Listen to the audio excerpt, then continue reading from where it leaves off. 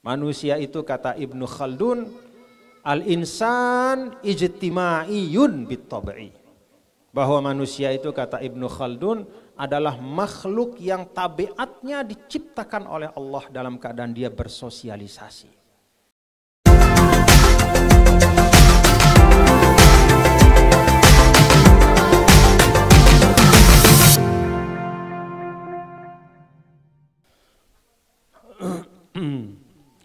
Bismillahirrahmanirrahim. Bismillah wa bihamdih. Assalamualaikum warahmatullahi wabarakatuh.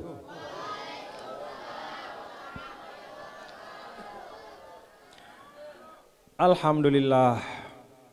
Alhamdulillahilladzi an'ama alaina ni'matal iman wal islam wa razaqana sihhatan wa afiyatan wa salamatan wa jama'ana fi khairin wa lutfin wa afiyah. Wassalatu wassalamu ala sayyidina maulana Muhammad sayyidil anam sayyidil anbiya'i wal mursalin sayyidil awwalina wal akhirin imamil ghurril muhajjalin wa ala alihi wa ashabihi wa man tabi'a hudahu bi ihsanin ila yaumiddin. Yang saya muliakan dan saya ta'zimi bapak-bapak, para kiai, para guru, para masyayikh, para asatidz. Ada bapak pimpinan dari Pondok Pesantren Nurul Jadid dan para kiai, para andre guru ya, andre guru yang tidak dapat saya sebutkan satu persatu, tapi semuanya saya hormati dan saya ta'zimi. Termasuk juga bil khusus yaitu guru kita dan pimpinan dari Pondok Pesantren dan STIT Darud Da'wah wal Irsyad Pasangkayu, Bapak Dr. Maslim Halimin, yang kita doakan beliau bersama seluruh pimpinan STIT DDI Pasangkayu mudah-mudahan selalu dalam kesehatan dan keafiatan. Para tamu undangan, bapak-bapak dan ibu yang tidak dapat saya sebutkan satu persatu, dan ananda semuanya, ya, para mahasiswa-mahasiswi, santri dan santriwati yang kita doakan fatahallahu alaikum futuhal arifin. Mudah-mudahan ananda semua, para santri, santriwati dibukakan hatinya dan fikirannya oleh Allah Ta'ala, mendapatkan ilmu yang barokah. Amin ya rabbal alamin. Alhamdulillah Bapak Ibu Saudara sekalian, walaupun Pasangkayu ini jauh sekali dari pondok pesantren asal saya di Lombok sana, tapi rasanya seperti di rumah sendiri. Rasanya seperti di tengah-tengah keluarga sendiri. Darud Da'wah wal Irsyad ini dekat di hati.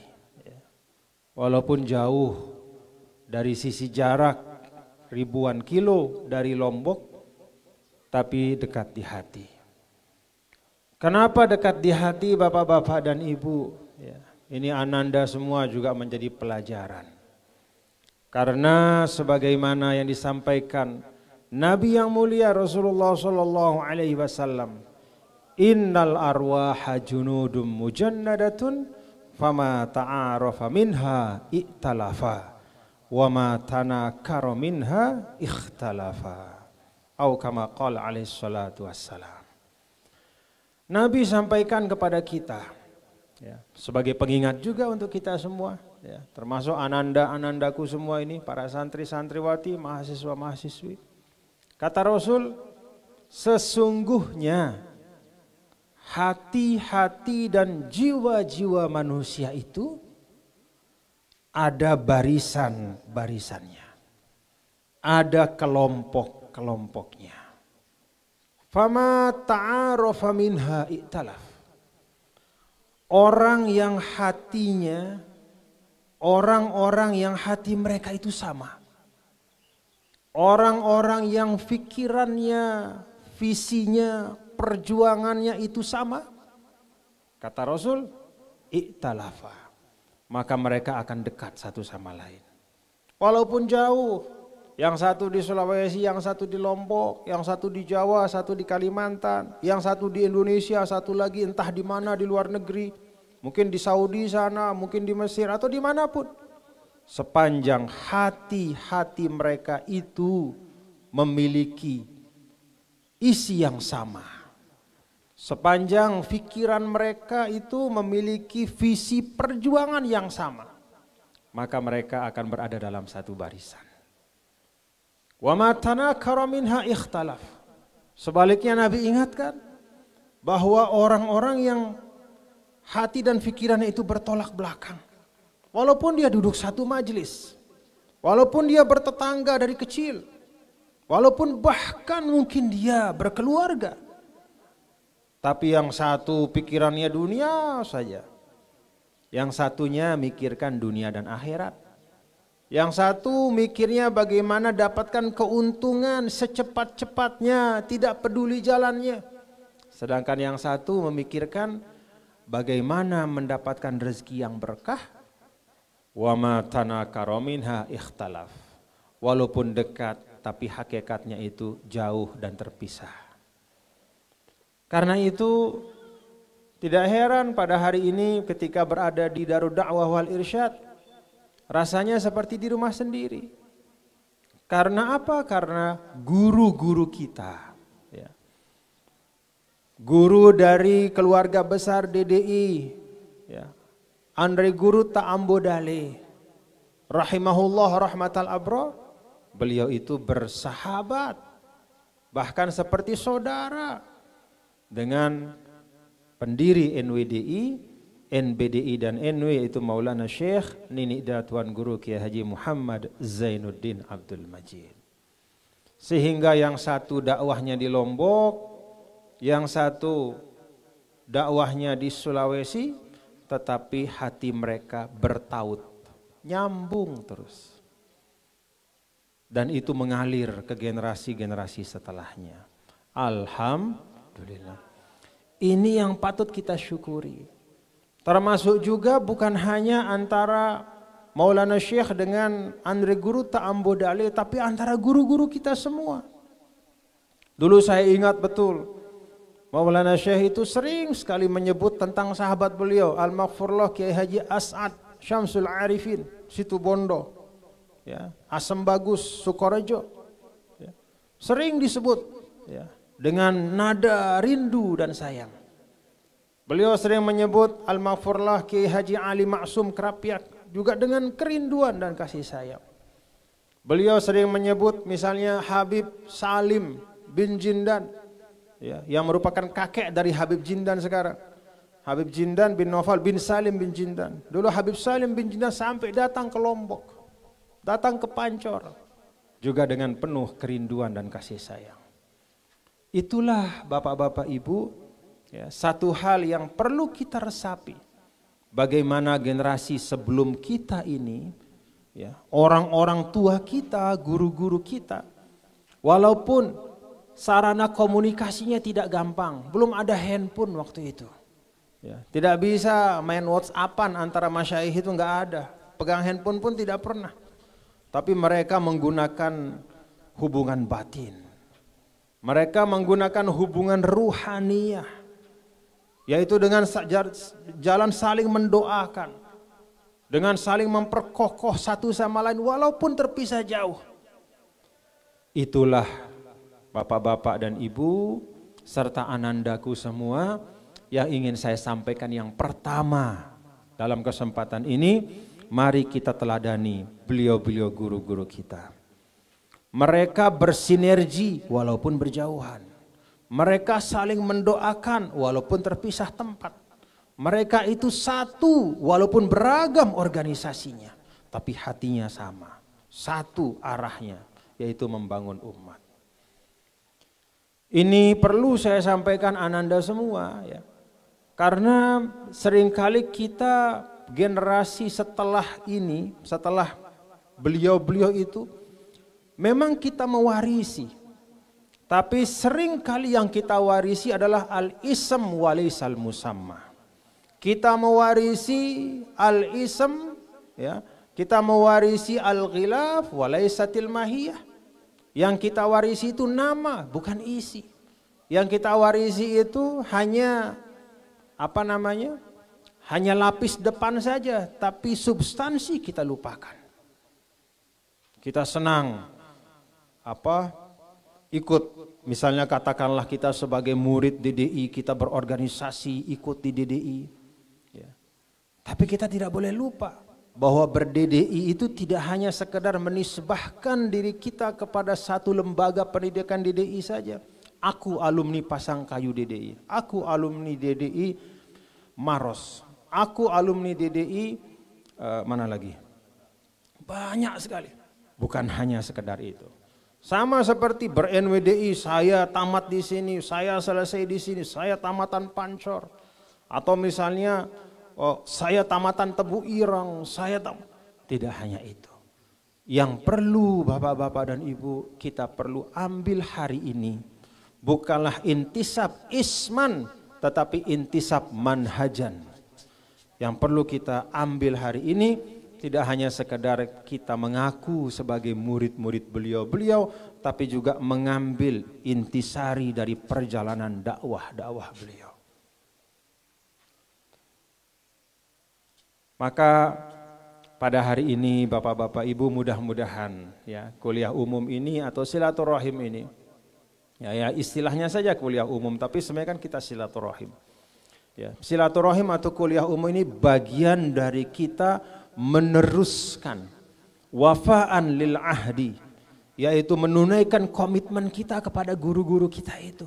Kita teruskan jalan mereka, jalan silaturahimnya. Bahwa kalaupun ada organisasi-organisasi itu adalah wasilah, bukan ghayah. Dia adalah kendaraan, bukan tujuan. Dia adalah cara, bukan esensi yang akhir yang kita tuju. Semua kita ini menjadi murid-murid beliau, yang paling kita tuju tentu paling akhir adalah ridho Allah Subhanahu wa ta'ala. Nah, ini yang saya ingin sampaikan yang pertama kepada kita semua. Mari kita bangun semangat kolaboratif, kebersamaan. Karena amanatud dakwah ya, asqalu min an yatahammalaha ahadun. Mahma kathura ilmu, mahma ala sya'nu. Amanah dakwah ini terlalu berat untuk dipikul hanya oleh satu orang. Setinggi apapun ilmunya, sehebat apapun sebutannya. Cukuplah menjadi pelajaran anak-anakku semua, para santri-santriwati. Bagaimana Allah Subhanahu wa ta'ala menceritakan perjalanan para nabi dan rasul di dalam Al-Quran. Kalau kita lihat pada masa Nabi Musa alaihissalam, siapa manusia yang zohirnya paling hebat? Nabi Musa. Fisiknya paling kuat, ilmunya paling tinggi. Dia mendapatkan kitab suci Taurat. Sudah raja di raja lah istilahnya di dunia, sudah paling hebat secara lahiriah pada masa itu. Tapi coba lihat bagaimana Nabi Musa memaknakan dakwahnya. Qala rabbi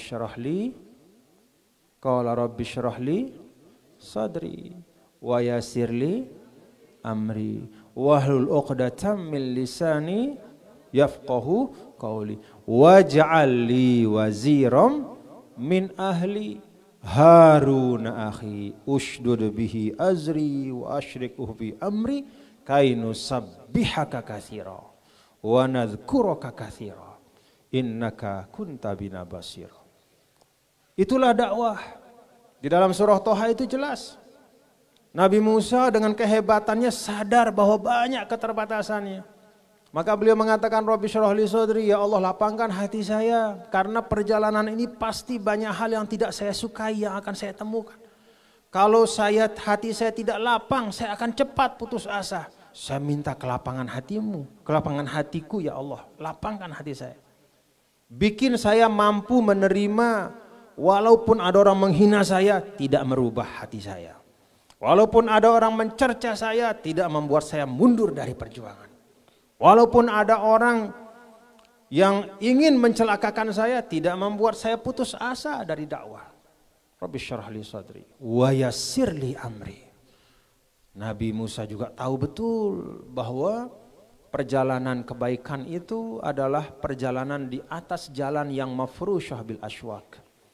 Itu jalan yang dihiasi bukan dengan permata, bukan dengan emas, perak, tapi dengan duri-duri dan hambatan-hambatan. Itulah perjuangan. Maka yassirli amri. Nabi Musa minta supaya semua kesulitan itu dimudahkan. Wahlul 'uqdatam min lisani yafqahu qawli. Nabi Musa juga tahu bahwa walaupun dia punya ilmu banyak, tapi ilmu itu tidak otomatis bisa disampaikan dengan baik. Betapa banyaknya orang berilmu tapi tidak bisa mengkomunikasikan ilmu dan gagasannya. Dia tidak mampu menyampaikan dengan baik. Maka Nabi Musa minta supaya selain dia pada dirinya punya ilmu dan kemampuan, dia diberikan juga kekuatan, kemampuan untuk berkomunikasi dengan baik. Lidahnya diringankan, daya komunikasinya dikuatkan. Dan kemudian yang keempat, nah ini yang perlu kita ingat, apa yang Nabi Musa alaihissalam minta? Waj'alli waziram min ahli. Waj'alli waziram min ahli. Harun akhi ushdud bihi azri ila akhir ayat.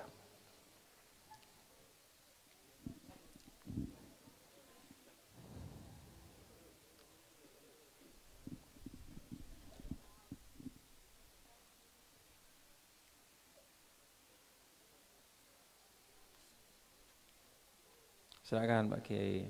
Saya mohon maaf ini berdiri Pak Kiai ya. Andri Guru. Jadi yang keempat, Bapak-bapak, Ibu, saudara-saudara, anak-anakku semua ya. Kalau kita ingat Nabi Musa tadi yang pertama apa yang beliau minta? Hatinya lapang ya. Mudah-mudahan Ananda semua para santri juga hatinya lapang. Kangen sama orang tuanya? Ya, walaupun kangen sabar ya, berikan, minta supaya hatinya lapang ya. Supaya rasa kangen itu berubah menjadi doa-doa terus-menerus dari orang tua kalian. Lalu yang kedua minta apa? Minta agar semua urusan dimudahkan. Ya. Kalau Ananda semua santri-santriwati setiap waktu secara berkala menghadapi ujian, baca doa ini. Rabbi syrah li sadri wa yassir li amri.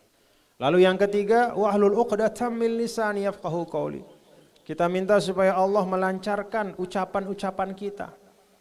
Agar ucapan kita itu bisa difahami dengan baik dan sampai ke hati, tidak hanya parkir di telinga orang saja. Kalau hanya sampai ke telinga, maka dia masuk telinga kanan, keluar telinga kiri. Tapi kalau dia masuk ke hati, itulah yang taqarrara, itulah yang meresap dan akan merubah pribadi kita. Dan yang keempat, Nabi Musa meminta waj'alli waziram min ahli. Ya Allah, kira-kira bahasa sekarang ya Bapak-bapak, Ibu, Ananda semua.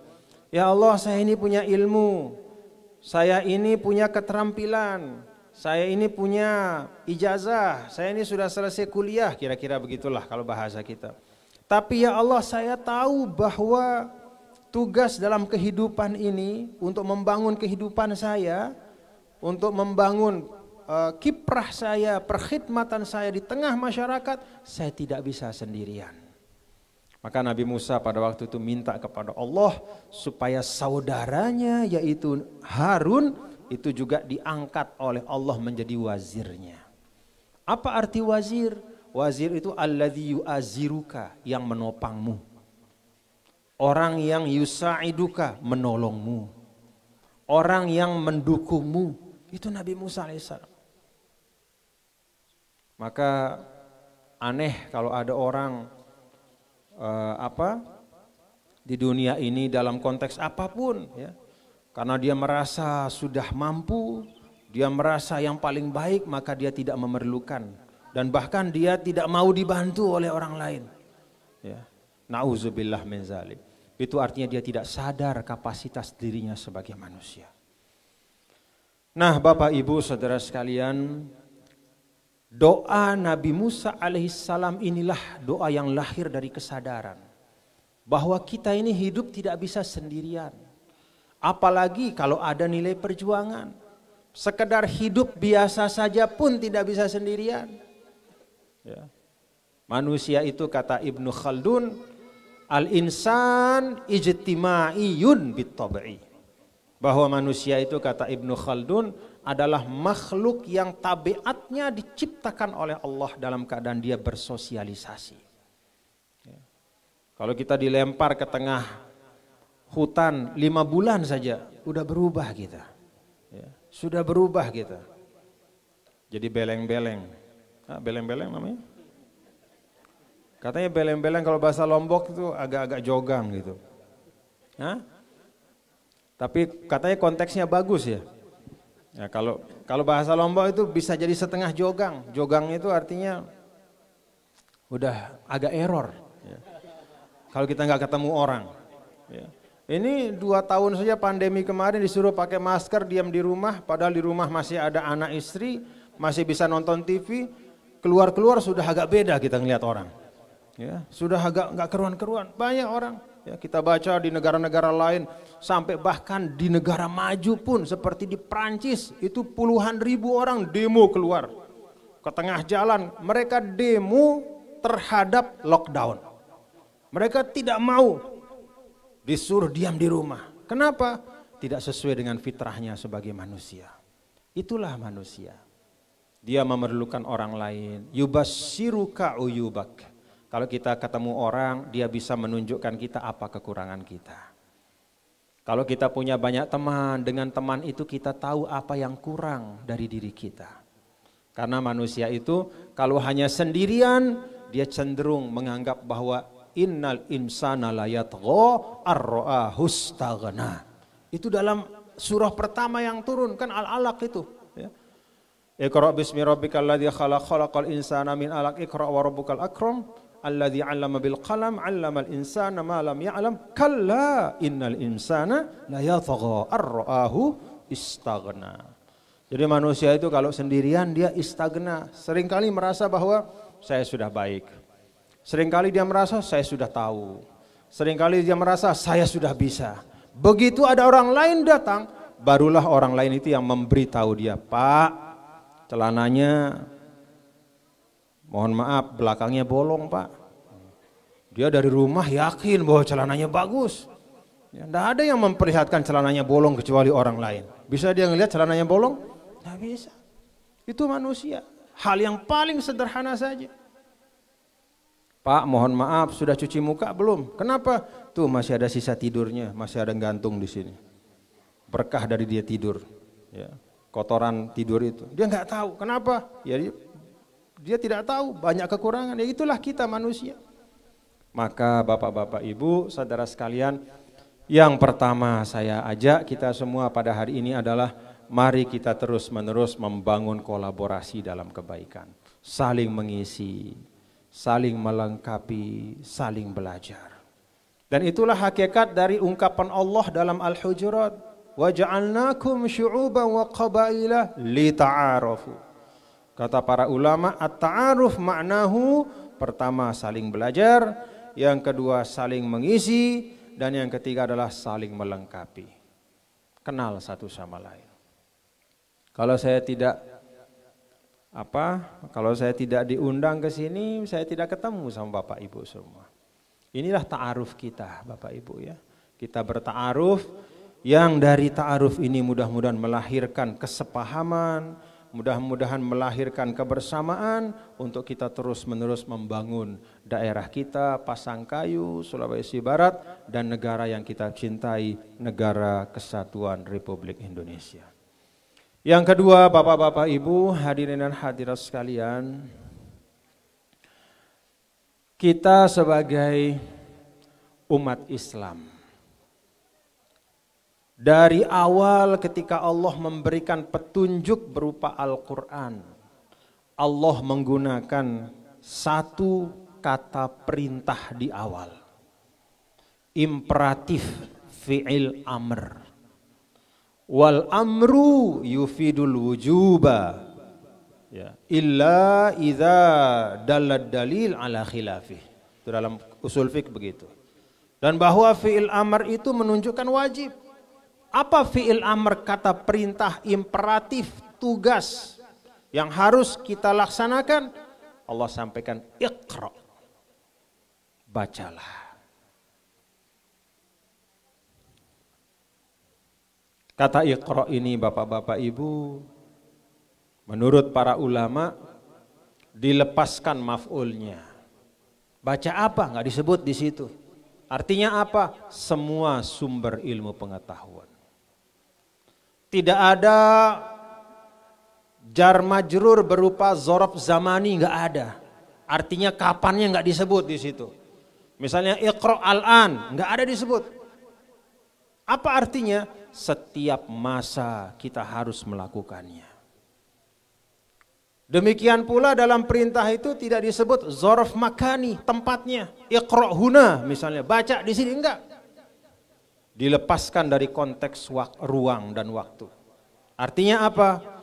Di sini, di sana, di rumah, di sekolah, di tengah kesendirian atau bersama-sama orang lain, bawa semangat iqra itu. Kapanpun, dimanapun, dan sumber-sumber ilmu apapun, kita sebagai umat Islam diperintahkan untuk belajar.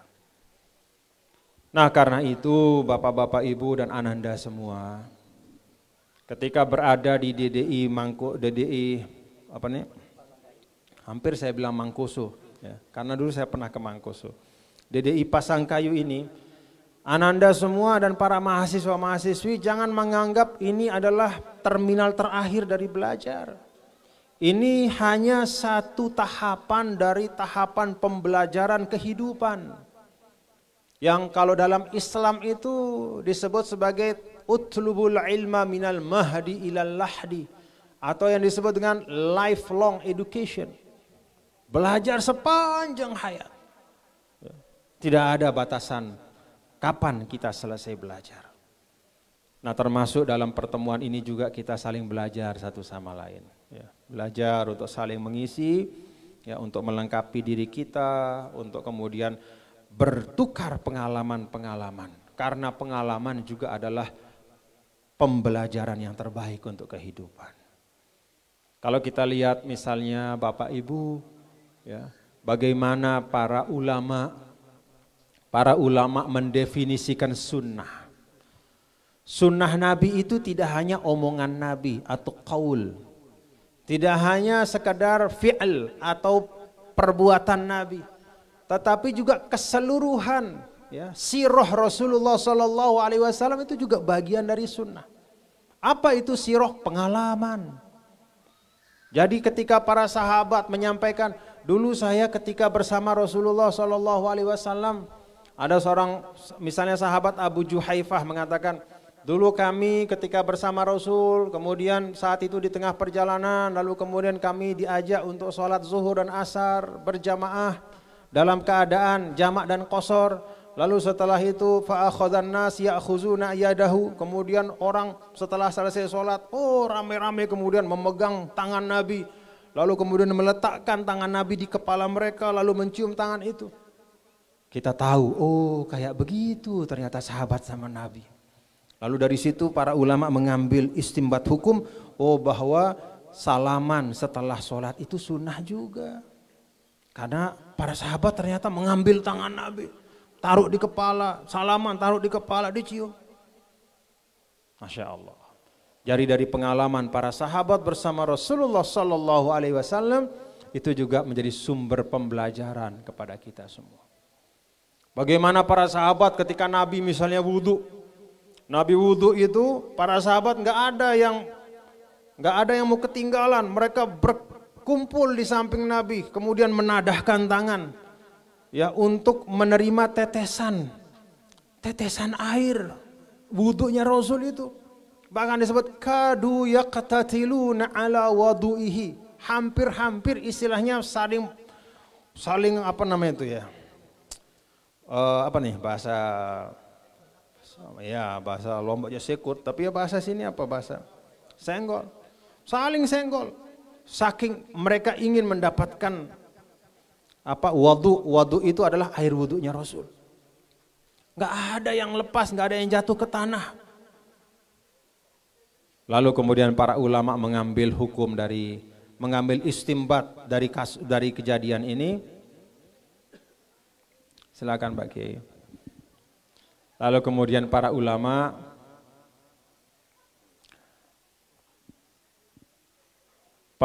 mengambil istimbat, bahwa mentakzim Rasulullah Sallallahu Alaihi Wasallam, ya, menjaga kehormatan Rasul, kemudian memuliakan apapun yang muncul dari diri Nabi, itu adalah memang merupakan sunnah dari para sahabat. Karena itu potongan baju Nabi itu disimpan oleh sahabat, ya. Ada sendalnya juga disimpan, ada tongkat disimpan, ada pedang disimpan, ada potongan rambut juga disimpan. Dan diwariskan oleh sahabat dari generasi ke generasi, dari bapaknya ke anaknya terus. Bukan mengkultuskan Nabi, tapi itu memuliakan Rasulullah Sallallahu Alaihi Wasallam. Kenapa? Karena ar-Rasul huwas sababul a'zam liwusulil hidayah. Ya, sampainya hidayah kepada kita sebagai manusia, sampainya hidayah Allah kepada kita, sebab yang paling besar dan paling utamanya adalah Nabi kita, Nabi besar Muhammad Sallallahu Alaihi Wasallam. Nah, dengan kata lain Bapak Ibu, inilah contoh, ya, bagaimana pengalaman itu menjadi sumber pembelajaran. Bagaimana apa yang terjadi pada masa lalu itu bisa menjadi sumber untuk kita mengambil hikmah, himbah dan pengetahuan. Nah, karena itu yang kedua saya ingin sampaikan, mari kita bangun semangat untuk terus belajar ini, ya. DDI Pasangkayu, ya, terus mengembangkan dirinya. Ya, hari ini kita bentuknya masih seperti ini, ya. Tapi dengan kebersamaan bisa jadi sekian tahun yang akan datang sudah beda 180 derajat, sudah berbeda drastis. Mudah-mudahan akan jauh lebih maju lagi tempat kita ini, insya Allah. DDI Pasangkayu ini, ya. Dan betapa banyaknya hal-hal besar yang dimulai dari hal kecil, ya. Kan fa innal jibala minal haso, gunung yang besar pun, mana gunung, ada gunung nggak di sini nih? Apa gunung yang paling besar di Sulawesi? Apa? Saya nggak percaya kalau orang Lombok yang jawab. Orang Sulawesi mana? Apa gunung yang paling besar di Sulawesi? Latimojong. Nah, Latimojong. Ingat, Latimojong itu besar sekali. Tapi apa esensi dari suatu gunung? Fa innal jibala minal haso. Gunung yang besar dan megah itu sesungguhnya tersusun dari batu-batu kecil. Batu-batu kecil. Yang entah berapa banyaknya, bermiliar triliunan batu dan semua tumpukan debu, semua barulah jadi gunung yang besar. Karena itu Bapak-bapak dan Ibu, kalau kita mampu menyusun batu-batu kecil itu dan meletakkannya pada tempatnya, maka akan jadilah bangunan yang kokoh. Insya Allah DDI Pasangkayu seperti itu. Jadi Anda semua ini sekarang sedang meletakkan batu-batu itu. Bapak-bapak dan ibu-ibu, para pengasuh juga sedang membangun, ya, meletakkannya satu persatu. Tapi meletakkannya itu harus dengan intizam, harus dengan aturan, harus dengan kesepakatan. Ya. Yang membedakan bangunan yang satu kuat dan bangunan yang satu lemah bukanlah dari semennya, bukanlah dari batunya, tapi dari bagaimana dia memenuhi kaidah teknik. Bagaimana cara membangun yang baik. Membangun itu bukan hanya beli semen banyak-banyak, beli batu banyak-banyak, tumpuk langsung, nggak bisa begitu. Ada caranya, ada susunannya, ada tahapannya. Begitu ngecor tunggu dulu sampai kering, jangan begitu ngecor ditumpuk di atasnya lagi, seminggu rusak lagi itu semua. Artinya apa? Disitulah berperan, ya. Ada munazim, ada yang mengatur pimpinan-pimpinan di pondok ini. Karena itu santri-santriwati, ikuti pemimpin-pemimpin anakku semua di sini. Ikuti apa yang disampaikan oleh guru kalian, karena dia sedang mengajar kalian membangun batu-batu kehidupan kalian. Jangan melihat guru itu hanya sebatas fisiknya saja. Ah, guru saya kayaknya begitu-begitu saja, hati-hati. Begitu kita mengucapkan hal seperti itu, bisa jadi itu menjadi sebab dicabutnya keberkahan ilmu dari kita. Hormati, takzimi, resapi. Karena apa? Dia munazim, dia sedang mengatur kita. Seakan-akan mengatakan, nak taruh batu ini di sini, nak taruh ini di situ, nak begini caranya. Itulah guru kita. Sabar sama guru-guru kita, dosen-dosen. Kesabaran itulah yang sering kali membedakan antara seseorang dengan orang yang lain. Gurunya bisa sama, kitabnya tidak beda, jurusan kuliahnya sama, buku teksnya juga enggak beda, tapi hasilnya yang satu diterima masyarakat dan yang satu tidak ada yang mendengar dia. Sering terjadi seperti itu. Kalau kata guru-guru kita di pondok pesantren, kama tadi nutudan. Sebagaimana engkau tidak mau mendengar gurumu, maka seperti itu pula orang tidak akan mendengar ucapanmu. Kalau engkau mentakzimi gurumu, maka orang pun akan datang dan mendengar, menyimak apa yang kau sampaikan. Nah, ini yang kedua yang ingin saya sampaikan, bahwa teruslah kita belajar ya, bapak-bapak, ibu-ibu, ananda semua belajar ya, mahasiswa, mahasiswi yang ada di sini dengan kesadaran penuh bahwa ananda semua sedang membangun fondasi-fondasi kehidupan. Yang ketiga dan yang terakhir, bapak-bapak, ibu, guru-guru kita, masuk Andre Guruta, Al-Maghfurlah, Syekh Ambudali, rahimahullah rahmatal abrar, masyayikh kita, mereka tidak hanya sekedar pengajar. Mereka itu bukan hanya sekedar membukakan kita kitab, bukan hanya sekedar mengajarkan kita i'rab, bukan hanya sekedar mengajarkan kita balaghah, bukan hanya sekadar mengajarkan kita ilmu-ilmu alat atau fikih atau tafsir atau hadis. Tidak hanya sekadar pengajar, tapi mereka adalah para pendidik. Mereka adalah para pembangun jiwa dan spiritual kita. Karena itu bapak-bapak dan ibu ananda semua, kita perhatikan bagaimana guru-guru kita itu memulai proses pendidikannya. Tidak ada yang langsung begitu saja, selalu diawali dengan doa. Selalu diawali dengan membaca salawat, selalu diawali dengan wirid zikir. Kemudian setelah belajar pun kita diajarkan untuk mulazamah berzikir, membangun spiritualitas kita, membangun hati kita. Karena kalau pisah antara otak dan hati, itulah yang paling sering merugikan umat manusia. Otaknya jalan, hatinya mati. Itu bahaya ilmunya. Bom atom yang dijatuhkan di Hiroshima Nagasaki itu bukanlah dibikin oleh orang bodoh. Itu dibuat oleh ahli-ahli fisika terbaik di dunia. Yang bisa merancang fusi nuklir ya, sehingga terjadi bom atom. Reaksi pembelahan atom itu dia bisa kondisikan sehingga terjadi ledakan energi. Tapi ternyata itu digunakan untuk membuat bom yang membunuh ratusan ribu manusia. Itu contoh sederhana. Dan banyak juga para ahli-ahli itu dia bekerja hanya untuk mendapatkan uang yang banyak. Banyak. Dia tidak peduli yang mempekerjakannya itu maksudnya apa. Ya, untuk buat sesuatu yang bisa merusak manusia, tidak peduli, yang penting dapat uang. Itu ada. Di beberapa negara itu ada. Nah, itu contoh. Otaknya maju tapi hatinya mati. Ya. Maka dalam Islam itu yang paling utama kecerdasan yang disebutkan dalam Al-Quran adalah aqlul qulub.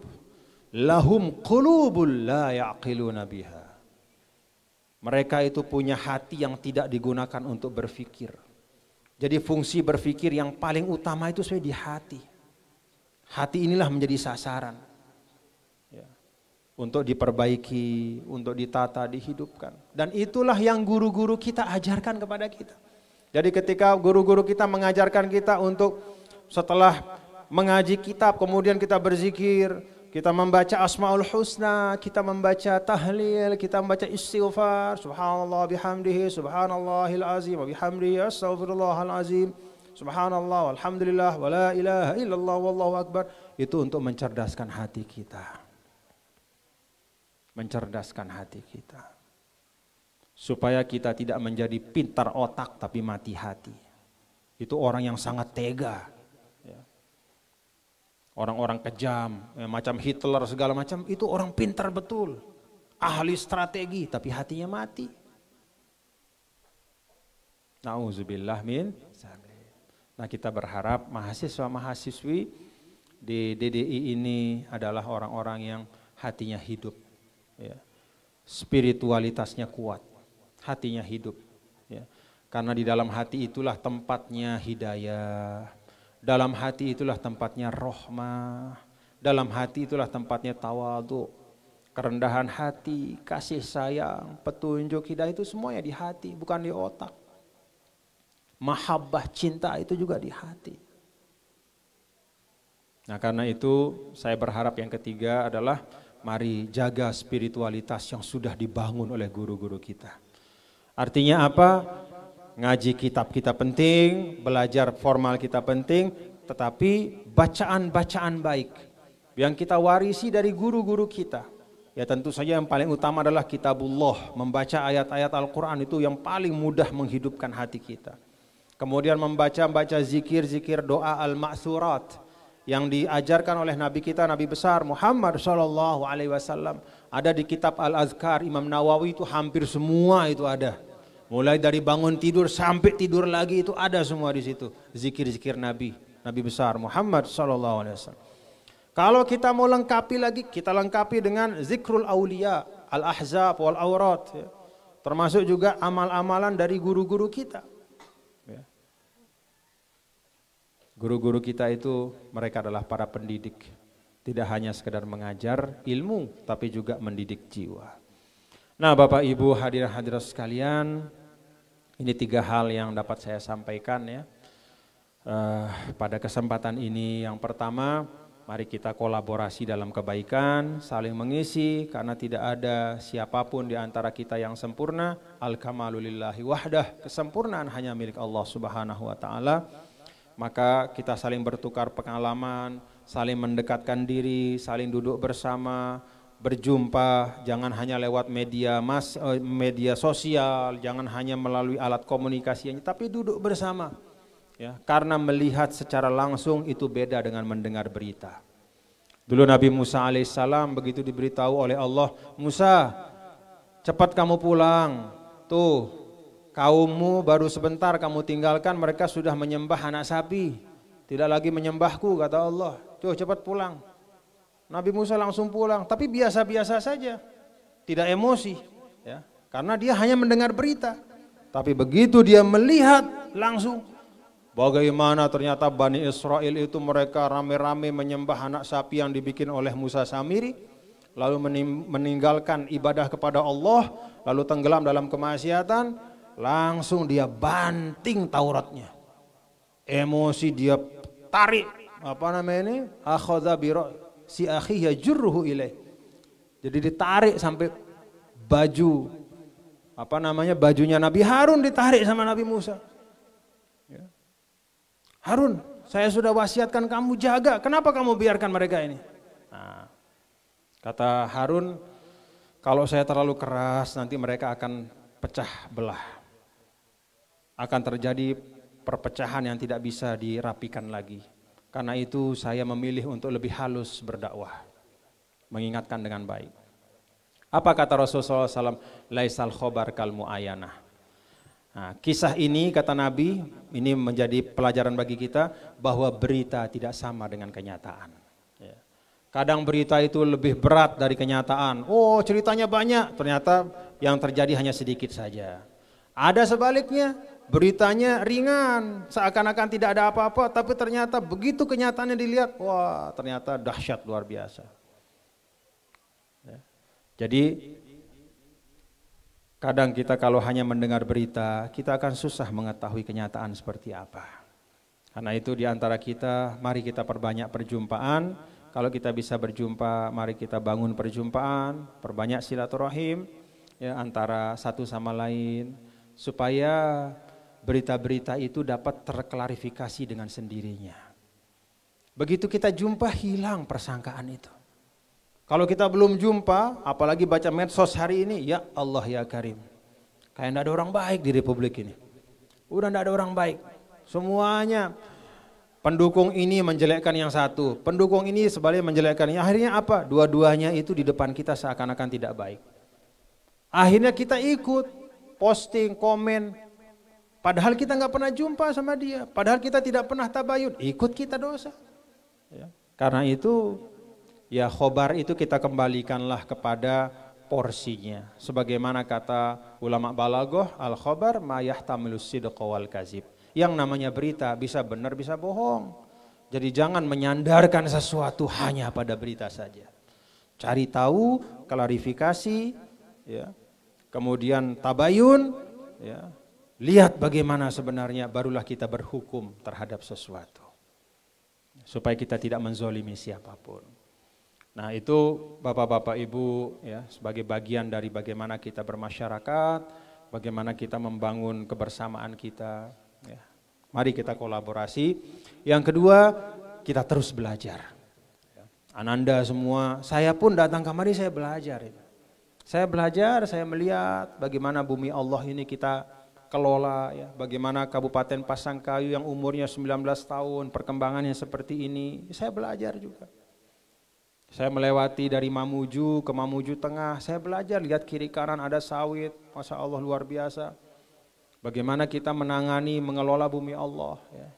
Dan seterusnya. Semua ini, alam yang terkembang ini adalah sumber pembelajaran untuk kita.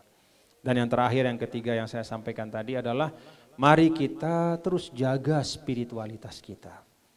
Kekuatan ruhaniyah kita, hati kita, jiwa kita. Karena itulah yang akan menentukan wajah dunia. Bagaimana hati manusia, itulah wajah dunia. Kalau hatinya baik, manusia-manusia yang tinggal di Pasangkayu, maka Pasangkayu ini akan mekar dia ya. Seperti kebun itu dia akan mekar, membawa berkah. Kalau hati orang-orang di sini baik. Tapi kalau kita saling benci, senyum hanya di depan saja, begitu di belakang saling bicara, saling komen, saling menjelekkan, layu kehidupan juga. Ya, sulit turun keberkahan kepada kita. Inilah yang dapat saya sampaikan ya. Mungkin ini tidak cocok disebut kuliah umum karena memang yang saya lihat, yang saya saksikan hadir juga sebenarnya bukan hanya mahasiswa tapi juga keluarga besar yang ada di sini. Maka saya menyampaikan 3 hal ini sebagai pengingat bagi diri saya dan bagi kita semua bahwa demikian banyak kekayaan, kebaikan yang Allah sudah siapkan. Tinggal bagaimana kita memanfaatkan itu semua dengan sebaik-baiknya. Mohon maaf lahir batin apabila ada kekurangan, kekhilafan, kesalahan dalam saya menyampaikan. Semoga apa yang saya sampaikan menjadi kebaikan untuk kita semua. Wallahul muwaffiq wal hadi ila sabilir rasyad wa huwal muwaffiq ila aqwamit thariq. Wassalamualaikum warahmatullahi wabarakatuh.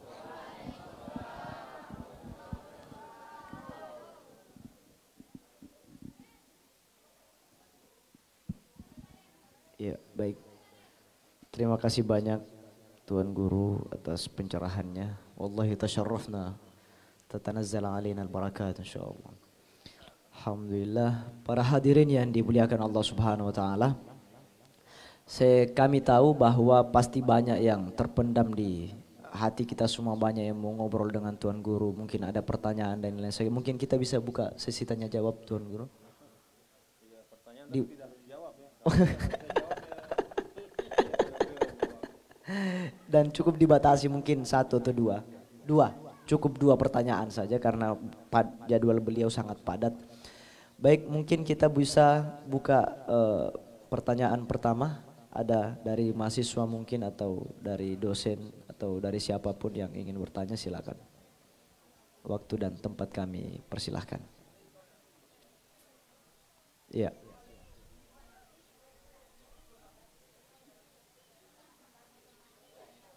Helmi, iya silakan.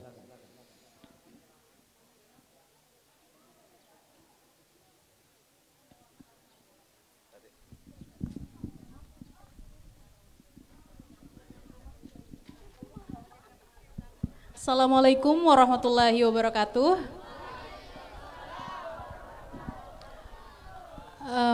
Terima kasih atas kesempatan yang sudah diberikan. Alhamdulillah, Masya Allah, hari ini sangat senang sekali bisa bertemu dengan Tuan Guru Bajang. Biasanya tuh cuma lihat di TV, biasanya lihat di TV One atau pernah lihat di ALC. Alhamdulillah, kayak gemeteran ketemu beliau secara langsung, seperti itu. Terima kasih. Terkait dengan yang sudah disampaikan oleh Tuan Guru Bajang tadi, yang saya ingin tanyakan adalah poin ketiga mengenai spiritual Islam, spiritualis Islam tadi itu yang udah disampaikan Tuan Guru. Nah, kemudian yang saya ingin tanyakan nih sebagai seorang generasi Z, kemudian di mana sekarang ini logika zaman kami ini Tuan Guru meminta kami untuk melakukan segala hal itu dengan instan.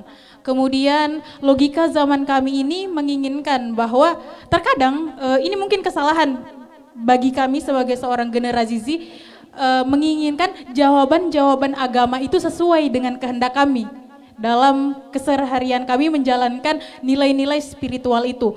Nah, dalam artian apakah benar cara kami mempertahankan spirit Islam itu seperti itu, apakah boleh atau bagaimana menanamkan atau menjaga atau mengupgrade nilai spiritual itu yang tadi saya bilang ibaratnya berjalan berdampingan dengan logika zaman yang tadi saya jelaskan. Begitu. Terima kasih. Itu saya rasa yang saya bisa tanyakan. Terima kasih. Baik, terima kasih. Mau langsung dijawab atau? Terima kasih Nak. Jadi yang pertama tentang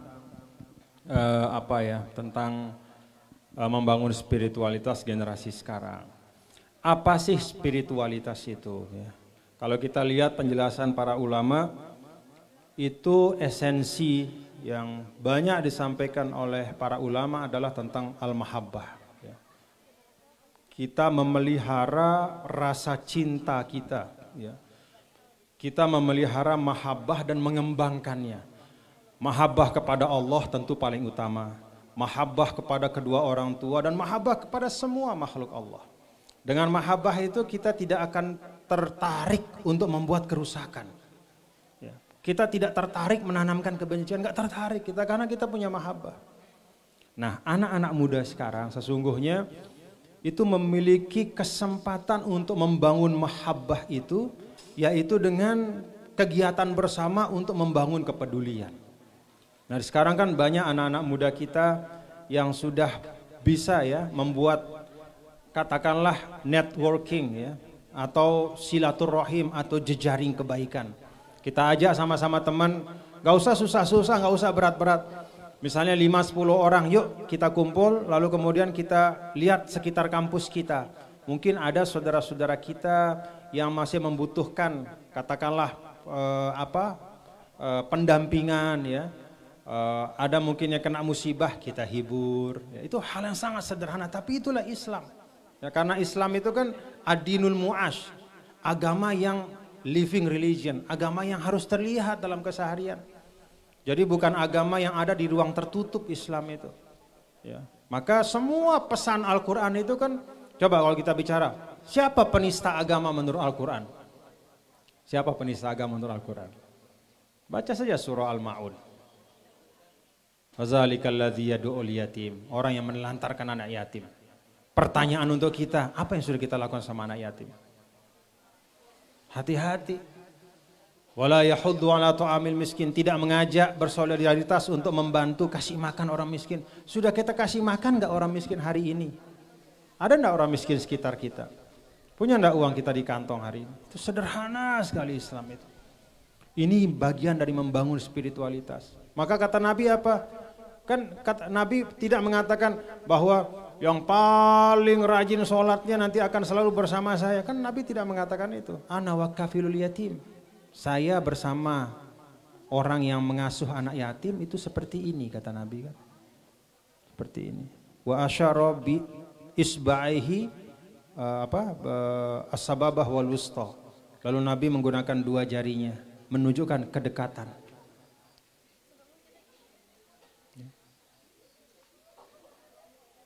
wa yamna'unal ma'un, nggak tertarik nolong orang, itu pendusta agama. Jadi kalau kita baca surah ini, ya Allah, nah itulah bagaimana membangun spiritualitas itu dari hal-hal sederhana, hal-hal kemanusiaan. Ya. Kita, ya Allah, sekadar kita senyum saja sama orang, itu bisa membuka pintu surga dalam Islam. Ya. Perempuan yang mohon maaf, goniah itu kan, ya itulah ya. Perempuan yang nggak baik lah dalam tanda kutip lah ya. Dia diampuni oleh Allah. Kenapa dia diampuni? Dia kasih minum seekor anjing yang hampir mati kehausan. Dulu Imam Ali Al-Khawas, tahu nama ini lain lagi babnya. Ada Imam Ali Al-Khawas, guru dari Imam Abdul Wahab Asy-Sya'rani. Ali Al-Khawas itu adalah wali kutub. Wali yang sangat luar biasa. Gak pernah sekolah. Ya. Kebetulan dia gak pernah sekolah. Apa yang menyebabkannya menjadi jalannya menjadi orang mulia? Yagasilu kulle yaumin masyrobatal kilab. Dia kerjanya tiap hari membersihkan tempat minum anjing. Anjing tempat minum, kan yang kalau kita nih tempat minum anjing, jangankan, ya Allah. Tidak berani, apalagi bersihin, pegang pun tidak berani kita, merasa jijik.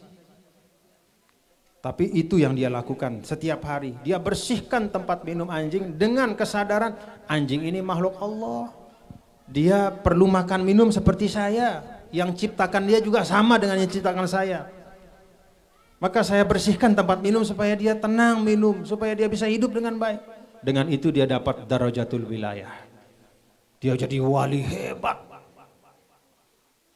Bukan dengan banyak sholat, bukan dengan banyak zikir, ada juga jalan yang itu, tapi ini jalannya begini. Artinya apa? Pintu kasih sayang itu membuka keberkahan-keberkahan dunia akhirat. Karena itu anak-anak muda, ya, anak-anak generasi sekarang, banyak hal yang Anda bisa lakukan, ya, dengan menghadirkan nilai-nilai kemanusiaan Islam, ya. Anak-anak muda sekarang kan bisa itu fundraising, ya. Misalnya ada namanya kitabisa.com yang ngumpulin uang melalui internet untuk disalurkan kepada yang tidak mampu. Di Pasangkayu juga bisa dalam skala kita di sini. Kita bisa misalnya sunduk DDI, kita buat misalnya apa ya? Sunduk itu apa tuh bahasa Indonesianya? Kotak ya, kotak DDI ya. Dompet DDI ya, untuk misalnya bantu ya walaupun berapapun ya, kan Allah tidak melihat kadang-kadang. Kata Rasul, sabaqom dirhamun mi'ata alfi dirhamin. 1 dirham bisa mendahului yang 100.000 dirham. Kapan itu? Kalau orang punya 2, dia kasih 1, dia lebih hebat dibanding orang punya 1 miliar lalu kasih 100.000. Artinya apa? Kuantitas kadang-kadang tidak terlalu penting. Ya, tidak selalu penting, tidak selalu paling penting, tapi inisiatif, ya, keikhlasan. Nah, jadi membangun spiritualitas itu tidak hanya dengan menjalankan ibadah ritual, tapi juga dengan membangun kepedulian kepada sekitar kita. Lalu tentang pengamalan agama, anak-anak muda sekarang pengennya yang mudah-mudah saja. Begini, sebenarnya nih nak ya, kalau ya itu makhluk Allah juga ya. Dia mau nanya kali. Nah, gini, kalau kata guru-guru kita ya, ini juga apa namanya pengingat kepada ya katakanlah kepada para ustadz, pada saya juga ya, bahwa seorang yang menyampaikan hukum dan ditanya oleh masyarakat, maka dia harus menggunakan prinsip mabda'ut taisir. Jadi yang dia sampaikan itu memang yang bisa memudahkan. Apalagi kalau orang itu sudah terlanjur melakukan sesuatu. Ya.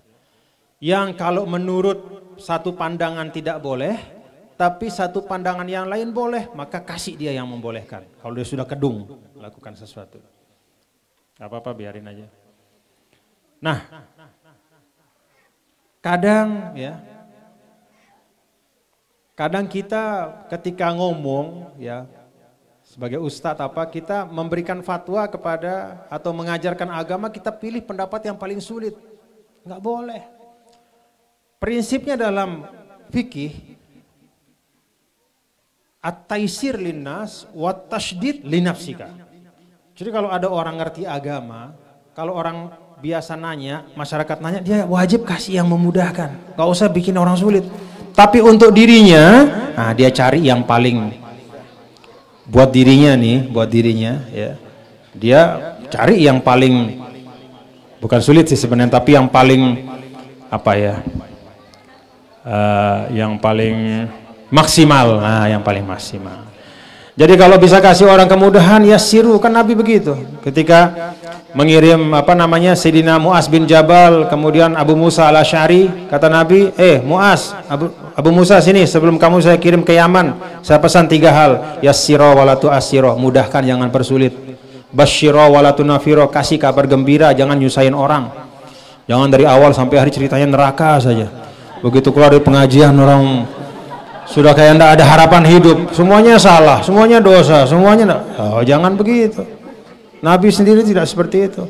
Wa tatawwa'a wa la takhtalifa. Dan yang ketiga kata Nabi, saya perintahkan kalian berdua saling mendukung dan jangan berselisih.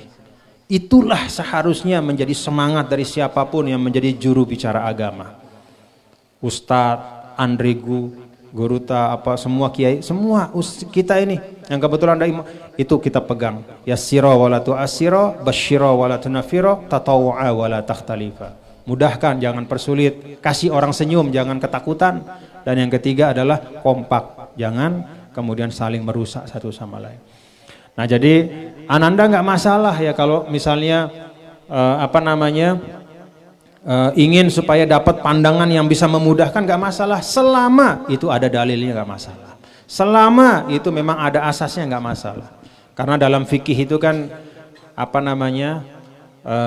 ada ruang yang memungkinkan. Kalau kata Imam Abdul Wahab Asy-Sya'rani dalam Al-Mizanul Kubra, beliau mengatakan semua mazhab itu tepat pada kondisi-kondisi yang sesuai. Jadi kalau kita misalnya, ya contoh sederhana nih, misalnya saya mazhab Syafi'i, kan DDI kita mazhab Syafi'i ini semua ya. Tapi kalau kita tawaf, kita pegang mazhab Syafi'i, nggak selesai tawaf kita. Karena yang namanya tawaf itu, kita nggak mau nyentuh, kita disentuh. Ya, benar kan ya Bapak Ibu? Mau gimana? Sedangkan mazhab qaul mu'tamad fil mazhab Syafi'i, al-mas wal mamsus, itu kan batal wudunya. Mau nyentuh, mau disentuh, ya batal wudu. Mau sengaja, nggak sengaja, ya batal. Kalau kita pegang itu pada saat tawaf, insya Allah seminggu tawaf nggak selesai. Putaran pertama aman, putaran kedua plak, nah udah selesai lah. Masa kita balik lagi wudhu? Nggak habis-habis dia. Maka kan kita bertaklid kepada mazhab Maliki, ya. Kita bisa bertaklid kepada mazhab Hambali, kita bisa beralih sementara. Jadi itulah Islam. Jadi apa yang Allah lapangkan jangan kita sempitkan. Tapi apa yang sudah ditetapkan berupa prinsip-prinsip agama jangan juga dimain-mainkan. Ya. Kalau rukun iman ya udah, rukun Islam ya sudah, ritual ibadah subuh 2 rakaat jangan ditambahin, maghrib 3, wah sayang, isya 4 tambahin 1 dah biar sama, nggak boleh. Itu sudah ada. Tapi adapun yang lain, perincian-perincian itu semuanya memungkinkan untuk kita saling mengisi dan boleh untuk kita mencari jalan yang lebih memudahkan ya, sepanjang sekali lagi ada dalil dan ada alasannya. Wallahu a'lam bishawab. Jadi silahkan beragama dengan nyaman, beragama dengan mudah, dengan sukacita, karena Islam datang itu bukan untuk memberatkan ya. Wa ma ja'ala 'alaikum fid dini min haraj. Kalau kita merasa terberatkan berarti pasti ada yang salah. Kalau enggak guru kita yang salah, kita sendiri yang salah memahami Islam. Karena Islam itu memudahkan, menyamankan dan membahagiakan. Assalamualaikum warahmatullahi wabarakatuh.